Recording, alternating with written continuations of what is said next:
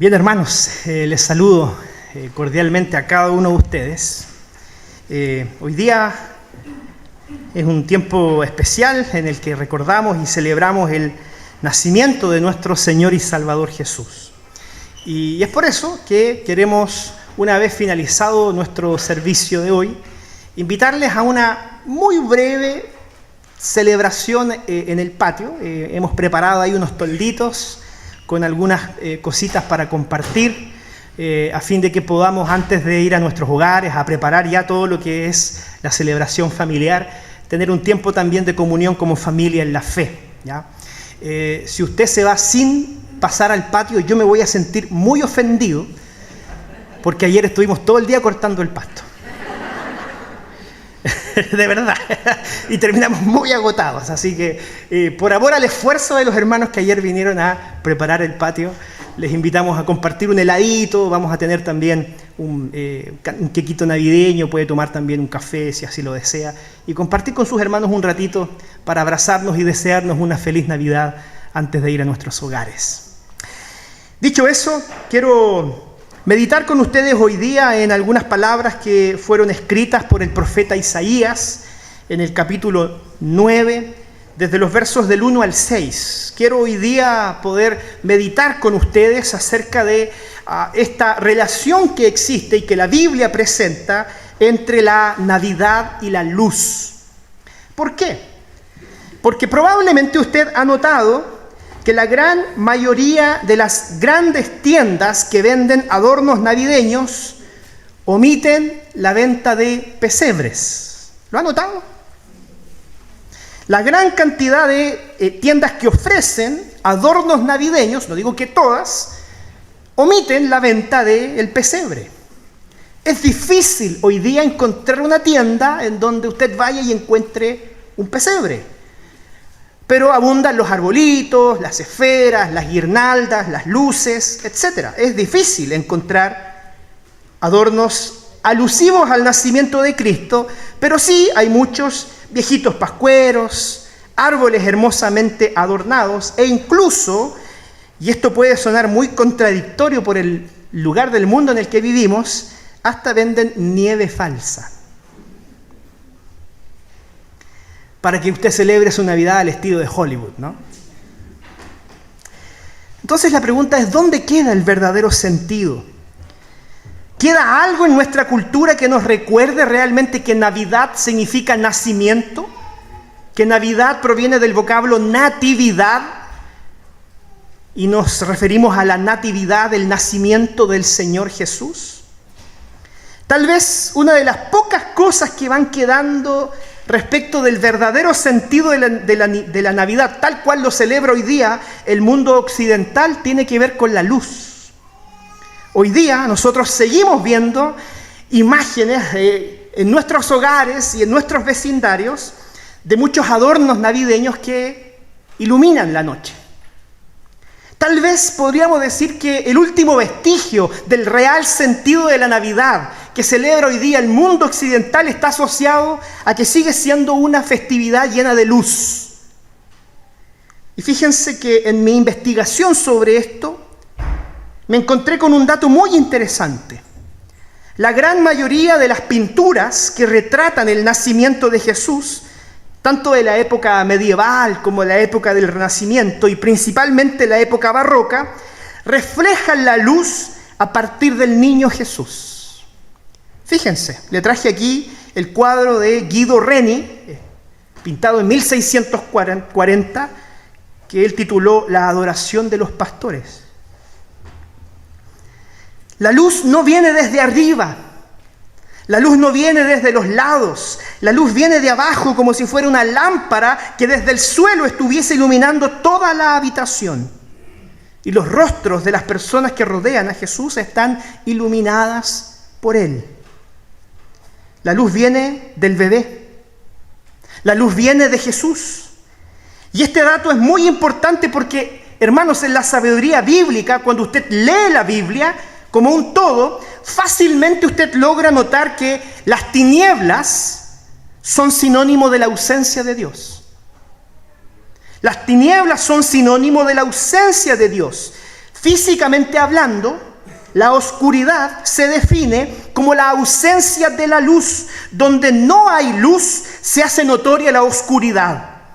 Y en la sabiduría bíblica, las tinieblas son descritas como un lugar donde Dios no se hace presente.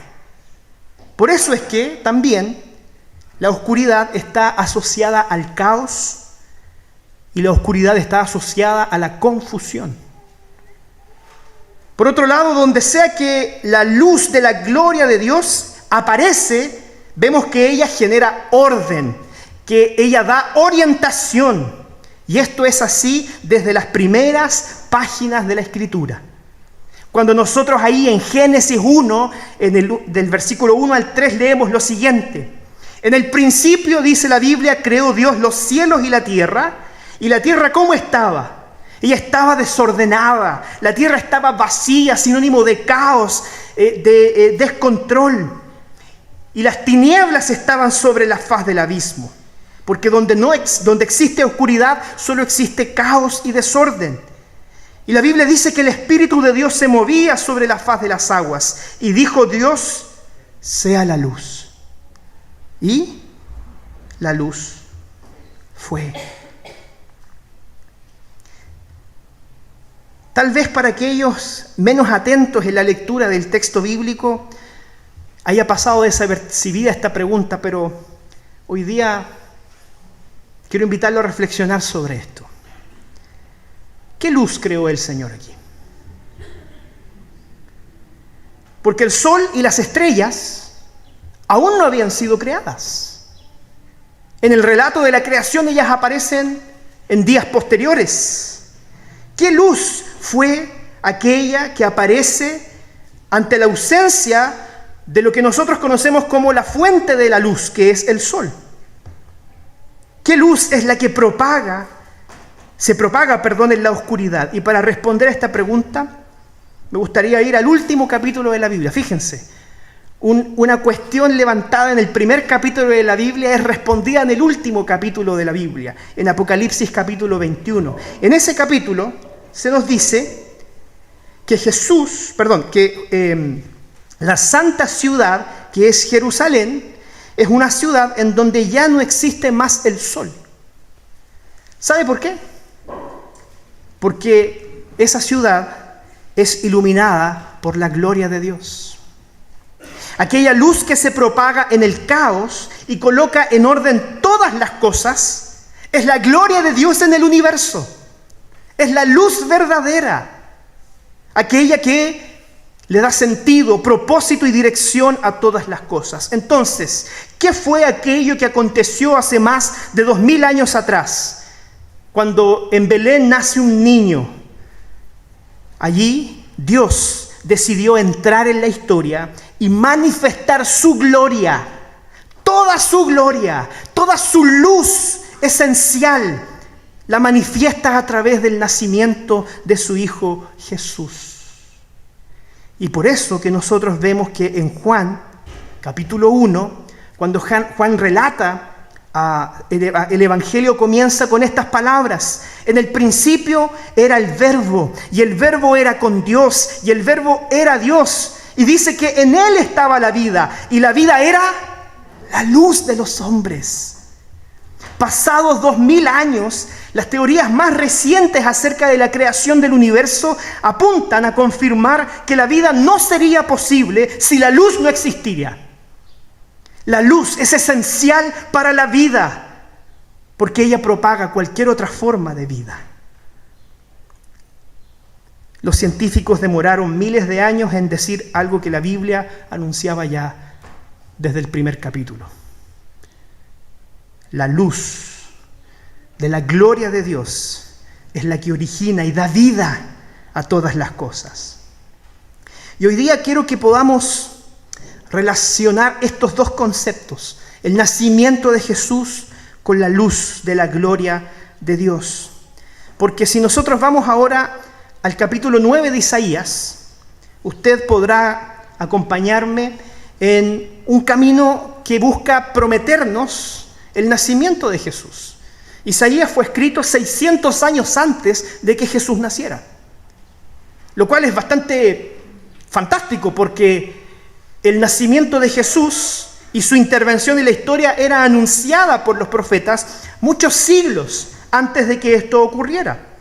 Y de hecho, el texto de Isaías 9 comienza en el versículo 1 diciendo lo siguiente: mas, fíjense, no habrá siempre oscuridad para la que está ahora en angustia, tal como la aflicción que le vino en el tiempo que livianamente tocaron la primera vez a la tierra de Zabulón y a la tierra de Neftalí. Pues al fin llenará de gloria el camino del mar de aquel lado del Jordán, en Galilea de los gentiles. Déjeme llamar su atención para un primer aspecto de este texto. Existe claramente una relación entre la oscuridad y la angustia.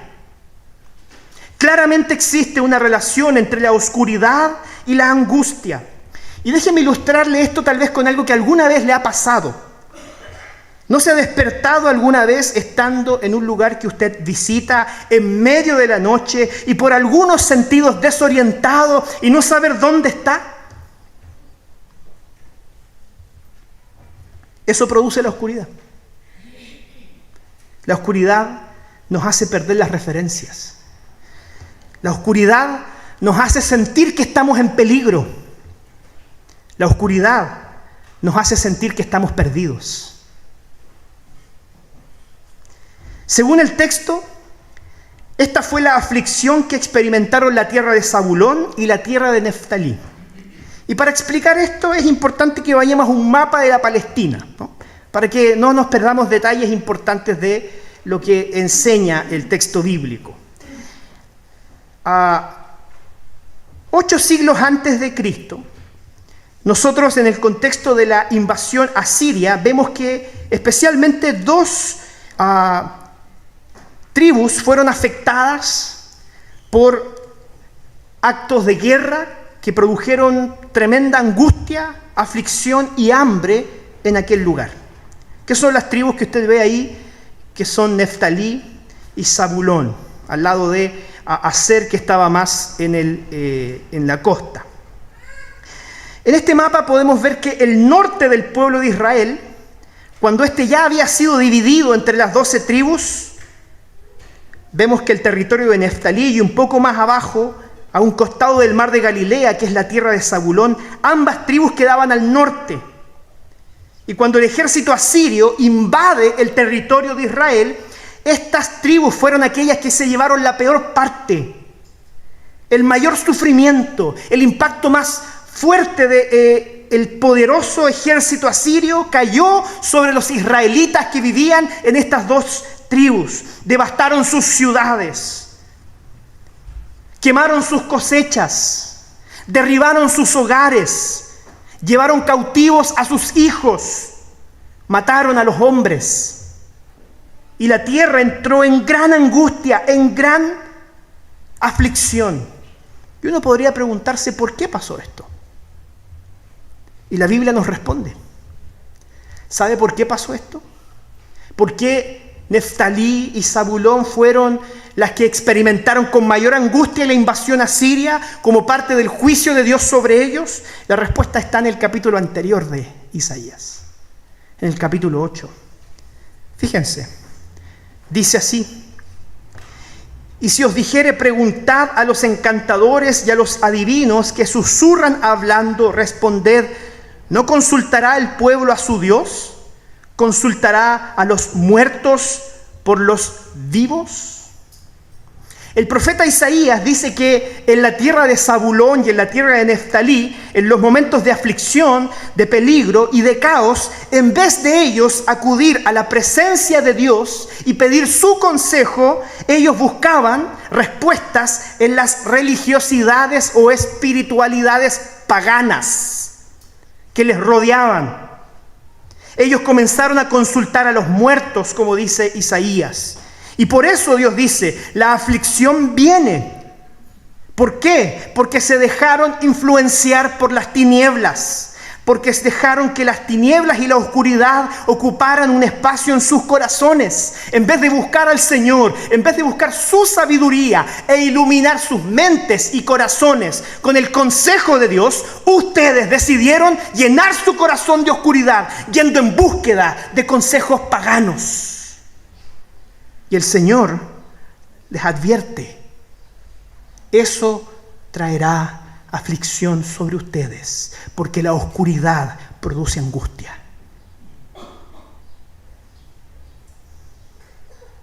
Aquí se levanta la pregunta para nosotros: ¿cuáles son nuestras fuentes de influencia? Usted me puede decir: yo nunca he ido a consultar con los muertos, así que no quepo dentro de esta descripción del pueblo de Israel, sobre todo en las tribus de Neftalí y de Zabulón. Tal vez muchos pueden sentirse seguros de que su mente no está siendo influenciada por alguna otra religión o alguna otra espiritualidad distinta a la fe cristiana. Pero puede que tal vez usted esté en grave peligro al no estar percibiendo que tal vez usted está siendo permeado por una cultura que nos rodea, que ha sido diseñada específicamente para apartarlo de la sabiduría de Dios. Muchos no nos damos cuenta, pero estamos insertos diariamente en contextos que representan grandes peligros para nosotros, porque existen ideologías nocivas a la fe cristiana. Ya sea que usted esté en su lugar de trabajo o en su lugar de estudio, incluso dentro de tu misma familia, diariamente nos relacionamos con personas que piensan distinto a nosotros y nos vemos enfrentados a pensamientos, doctrinas, filosofías e ideologías que capturan la conciencia de las personas y nos empujan a abandonar nuestros principios cristianos, a dejar los valores del reino a un lado para asumir esto que nos parece moderno, esto que nos parece a las ideas del mañana, dejando atrás aquello que le dio forma al mundo. Diariamente, a través de la televisión, de películas, de reportajes, entrevistas, oímos ideas que solo esparcen oscuridad. Porque el mundo dice y anuncia que traerá paz. Las personas dicen: nosotros con esta idea traeremos prosperidad, con esta idea traeremos justicia, con esta idea traeremos igualdad, con esta idea traeremos paz. Y lo único que el mundo ha cosechado, alejándose de Dios, es más muerte, es más miseria, es más desigualdad. Y no nos estamos dando cuenta, queridos hermanos, que el tesoro del Evangelio, que es Cristo Jesús, es el único que realmente ha cumplido sus promesas. Solo Cristo nos ha cumplido sus promesas. Todo lo que Él nos dijo que ocurriría en nosotros ha ocurrido. Y seguimos comprándole a las ideologías de turno sus falsas promesas, mientras Cristo, que hoy día reposa en un pesebre, cumpliendo la promesa de que vendría, nos ofrece verdadera paz. ¿En qué clase de locura hemos caído al entenebrecer nuestra mente con la oscuridad que nos rodea?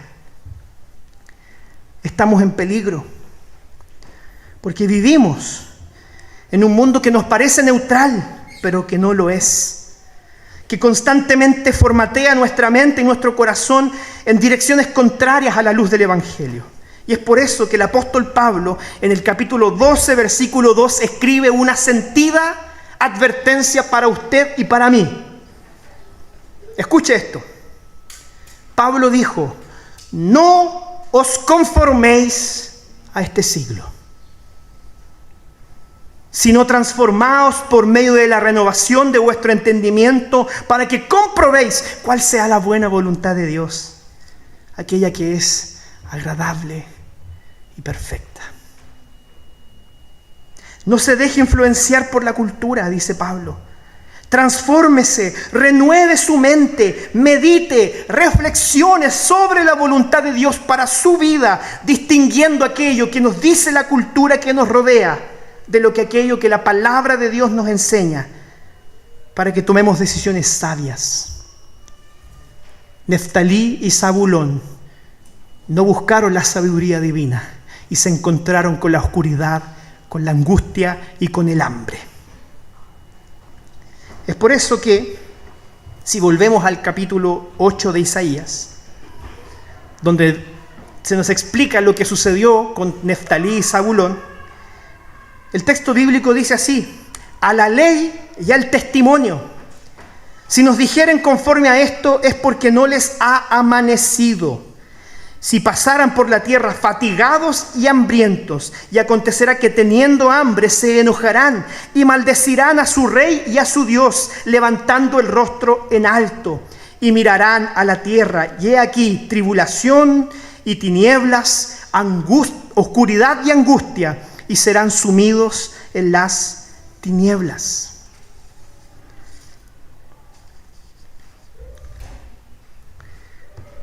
Esta es la consecuencia de un pueblo que tuvo la oportunidad de escoger lo que Dios dice y de desechar lo que decían los pueblos a su alrededor. Mire las consecuencias. Yo destaqué intencionalmente varias palabras: cansancio, hambre, tribulación, tinieblas, oscuridad y angustia. Fíjense que a lo largo de más de 13 años de ministerio he sido testigo, no solo en mi propia vida, también en la vida de otros, cómo las malas decisiones son aquellas que engendran mayor dolor. Uno podría pensar que nuestros males provienen de cuestiones ajenas, a veces de situaciones externas a nosotros, de enfermedades o catástrofes. Pero si usted realmente se pone a meditar en su vida y a ponderar la perspectiva de sus años, llegará a esta misma conclusión a la que yo llegué. Buena parte del sufrimiento que yo he cosechado en mi vida ha sido fruto de mi desobediencia al Señor, de mi oscuridad de mente y de haberme alejado de la sabiduría de aquel que me creó y que me salvó a través de Cristo Jesús. Esa es la noticia que recibió Neftalí y Zabulón. Ellos se alejaron de Dios, que es la fuente de la luz, y decidieron vivir en oscuridad. ¿Y sabe qué? Tal vez hoy día usted puede sentirse en esa misma condición. Si hoy día usted siente que ha vivido en tinieblas, si hoy día usted siente que la oscuridad ha rodeado su vida, que ha estado caminando de forma desordenada y desorientada por la vida, el Señor tiene una hermosa noticia que compartir con usted hoy día. ¿Sabe cuál es? El Señor dice: ya no habrá para siempre oscuridad en el que hoy día está en angustia. No habrá siempre oscuridad para el que hoy día está en angustia. El Señor hoy día, hermano, le promete que si su vida ha estado sumida en las tinieblas, en la oscuridad, en la angustia y el desamparo, la promesa del Señor es que esa oscuridad no durará para siempre. Porque dice: tal como la aflicción que le vino en el tiempo que livianamente tocaron la primera vez a la tierra de Zabulón y a la tierra de Neftalí. Y fíjense, Isaías, en este primer versículo del capítulo 9, nos predica el Evangelio. Nos dice: pues al fin llenará de gloria el camino del mar, de aquel lado del Jordán, en Galilea de los gentiles. En ese lugar geográfico, el Señor manifestaría su gloria y su luz. Y es por eso que vemos que el pueblo que andaba en tinieblas vio gran luz. El pueblo que andaba en tinieblas vio gran luz. Los que moraban en tierra de sombra de muerte, dice la Biblia, luz resplandeció sobre ellos. Jesús, hermanos, inició su ministerio en Galilea de los gentiles. Los primeros lugares por los que Jesús anduvo, fíjese en esto, precisamente fueron los lugares en donde estaba la tierra de Zabulón y la tierra de Neftalí. Allí Jesús anuncia la llegada del reino de los cielos Y allí invitó a las personas a arrepentirse de sus pecados y a reconocer que Él era el Dios encarnado. Las tinieblas que traen caos y confusión, en contraste con la palabra luz que nos habla aquí el texto, que traen orden y orientación, son la clave para entender esta profecía. Cuando tomamos caminos que no son los caminos de Dios, gradualmente nuestra vida se va transformando en un caos. Cuando tomamos caminos que no son los caminos de Dios, gradualmente nos vamos desorientando y nuestras brújulas morales y espirituales se pierden. Pero cuando la luz de Cristo ilumina sobre tu mente y tu corazón, ella es como un faro que disipa las tinieblas de la oscuridad de la noche, para que gradualmente tú sepas dónde está el puerto seguro y allí tú puedas llegar. Y el verso 3 dice que pasamos de las tinieblas que traen caos y confusión a la luz que traen orden, dirección, orientación. ¿Y sabe lo que produce eso en el corazón de las personas? Alegría. Alegría. Multiplicaste la gente y aumentaste la alegría. Se alegrarán de ti como se alegran en la siega, como se gozan cuando reparten despojos. Piensen, una tierra abatida por la guerra, por la injusticia, por la violencia y la maldad. Se le anuncia la luz de la gloria de Dios y les dice: hoy día ustedes están en el suelo. Pero si ponen sus ojos en la luz del mundo, que es Cristo Jesús, entonces ustedes serán levantados de las ruinas y las cenizas y podrán vivir en alegría. ¿Cuánto nos escuchamos afuera? Que este es tiempo de paz, es tiempo de alegría, es tiempo de reconciliación. No existe real alegría, no existe paz y no existe esperanza si no ponemos nuestra mirada en la luz del mundo, que es Cristo Jesús. El pueblo que conoció la aflicción, el hambre y la destrucción, delante de la llegada de Jesús, experimenta ahora la alegría. La misma alegría que ellos experimentaban en la cosecha. Fíjense el contraste. Isaías le escribe a un pueblo que había perdido sus cosechas porque se las quemaron por completo. Y él les dice: pongan sus ojos en la luz. Y entonces el Señor inundará su corazón con una alegría semejante a la que ustedes sentían cuando recogían el grano de sus cosechas. Esa alegría que produce la victoria. El verso 4 dice: porque tú quebraste su pesado yugo y la vara de su hombro y el cetro de su opresor, como en el día de Madián. Este día de Madián es la historia de una triste derrota que va más atrás en el tiempo, pero por razón del tiempo no se las voy a contar. No vamos a profundizar en ella. Aquí solo quiero mostrarles cómo, por un lado, fíjense, la palabra yugo se asocia a la opresión y al castigo. Y por otro lado, nosotros vemos a Jesús, que trae libertad, que quiebra ese pesado yugo que nos mantenía cautivos. Cuando nosotros leemos, por ejemplo, el capítulo 20 de Éxodo, donde Dios revela a su pueblo los 10 mandamientos, el texto comienza diciendo: estas son las palabras que el Señor tu Dios te da para que no se inclinen delante de otros dioses. El gran propósito de Dios, querido hermano, hoy día es darte libertad. El gran propósito de Dios a través de la Navidad es reflejar a través del nacimiento de su Hijo que ya no es necesario que camines en angustia y en oscuridad, que las cadenas del pecado, que las tinieblas del infierno no son hoy día nuestros dueños. No le pertenecemos a la oscuridad ni a las tinieblas, le pertenecemos al gran Rey de la luz, que es Cristo Jesús. Eso promete Jesús hoy día: libertad. ¿Y sabe qué? Es altamente probable que muchos de los que estamos aquí hoy día estemos atados también por cadenas del pecado. Es muy probable que nosotros hoy día hayamos llegado a este lugar con cargas en nuestro corazón, con pesares que ponen angustia sobre nuestra mente, porque hay pecados que nos atan. Hay pecados que nos cubren, que ponen un peso sobre nosotros y no nos permiten vivir la gracia de Dios en libertad y en plenitud. Hoy día, hermano, la noticia del nacimiento de Cristo viene a despojarte de esas cadenas.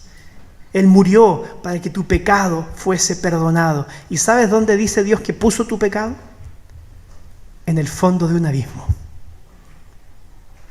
En el fondo del abismo más profundo del mar, donde nadie puede llegar. Allí están tus pecados. Porque el Señor los cargó sobre sus hombros y te perdonó, ya no para que vivas en el miedo, sino que para que vivas ahora en gratitud, para que vivas en alegría, para que vivas para la gloria de aquel que nació, que murió para perdonar nuestros pecados. Ya me acerco al final. El verso 5 dice: porque todo calzado que lleva el guerrero en el tumulto de la batalla y todo manto revolcado en sangre serán quemados, pasto del fuego. Cuando somos capaces de imaginar cómo quedó la tierra de Zabulón y Neftalí después de la invasión asiria, ¿sabe lo que veríamos? Veríamos cuerpos desparramados, restos de ropas ensangrentadas. Veríamos carros quemados, animales muertos, campos consumidos, casas en ruinas. Y aquellos que han visto escenas de guerra con sus propios ojos son personas que reconocen traer profundas marcas en su mente, marcas de agresión.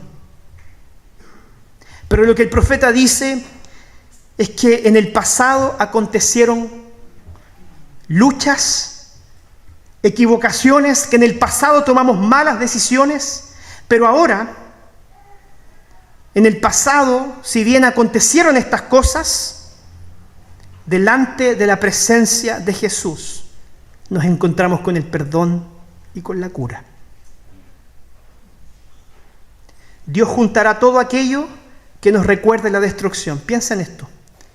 El Señor va a juntar todo aquello que te recuerda tus derrotas y el estado de tu vida. ¿Y sabe lo que hará con ellas? Las quemará.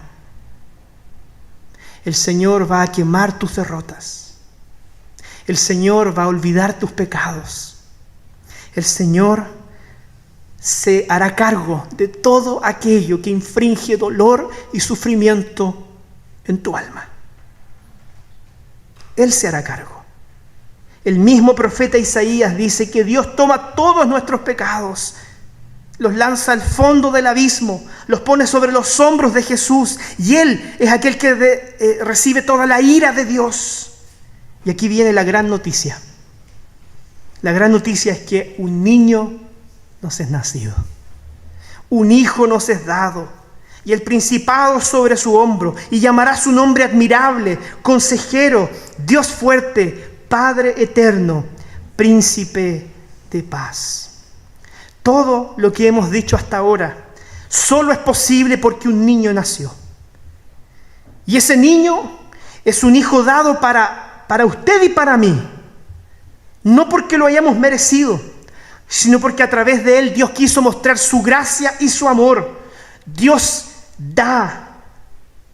Y tal vez, en medio de la cultura en la que vivimos, nosotros mismos que decimos ser cristianos, nos olvidamos realmente que estos días representan la entrega de Dios por nosotros. El mejor regalo es reconocer que Cristo nació para darnos vida y salvación. Así que cuando usted abra hoy día sus regalos esta noche, independiente del tamaño que ellos tengan, independiente del valor sentimental que ellos tengan, siéntese con su familia y reflexionen primero sobre cuál es el más grande regalo que ustedes han recibido. Yo sinceramente espero, cuando me siente con mi familia esta noche y tenga a mi hija sentada en la mesa, decirle, por la gracia de Dios hay regalos en el árbol. Pero ¿sabes qué? El regalo más precioso que tú puedes recibir hoy día es que Cristo es nuestro Salvador. Ese es el sentido de la Navidad. Y perdón que me emocione, pero usted sabe que hoy día hay mucha gente que no va a tener regalos. Y podemos hacer esfuerzos y llevar fiestas y alegría a las personas, pero nada de eso tiene sentido si no les llevamos el Evangelio. El Evangelio es el mejor regalo que usted le puede presentar a sus hijos, a sus vecinos, a sus amigos y a sus colegas. Porque eso es la Navidad, que Cristo nació. Yo quiero dejarle 4 cosas hoy día para que se las lleve a su casa y pueda reflexionar. La primera de ellas es que en esta Navidad colóquese bajo la luz de Jesús. Cuando usted se siente alrededor de ese árbol que usted iluminó y usted adornó, recuerde, esa luz es Cristo. Él es aquel que disipa las tinieblas a nuestro alrededor. Segundo, en esta Navidad, ríndase a los consejos de Jesús. Deje de vivir buscando el consejo del mundo. Deje de vivir buscando la esperanza, la paz o la alegría que promete el mundo. Allí no la va a encontrar. Busque a Jesús y su palabra, y allí usted encontrará orientación y victoria. En esta Navidad, renueve su confianza en el poder de Dios, porque tal vez hoy día mismo usted está atravesando difíciles luchas y situaciones que son adversas para usted. Refúgiese en el poder de Cristo. Él va a tomar todas sus angustias y las quemará. Él se va a hacer cargo de eso. Por último, en esta Navidad, pruebe del amor de Dios y experimente la paz que excede a todo conocimiento. Ese es Cristo Jesús. Así que le invito a que pueda orar al Señor conmigo, porque parece que los niños ya terminaron su actividad y queremos sumarnos con ellos a una pequeña fiesta que hay preparada para usted y para todos nosotros allá atrás. Oremos al Señor.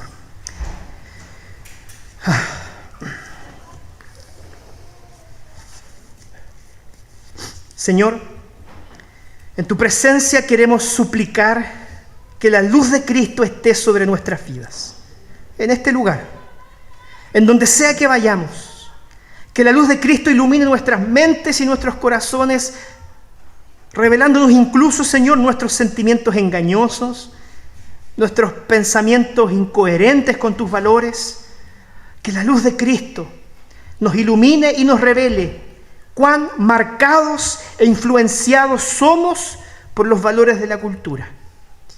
Padre, que esa luz traiga también comprensión del tamaño de tu amor demostrado en aquella cruz, y que el recuerdo del regalo que nos diste en Jesús nos constriña, nos conmueva, llevándonos a rendir nuestro corazón a ti, rendirnos a tus consejos, a tus valores y a tu amor, y que sea tu paz, Señor, la paz del Señor, prometida para todos aquellos que están cargados y cansados, aquella que inunde nuestros corazones en esta noche, aun cuando tal vez nuestras circunstancias no cambien, aun cuando tal vez, Señor, nuestro mundo siga tomado por un profundo sentido de oscuridad y de caos.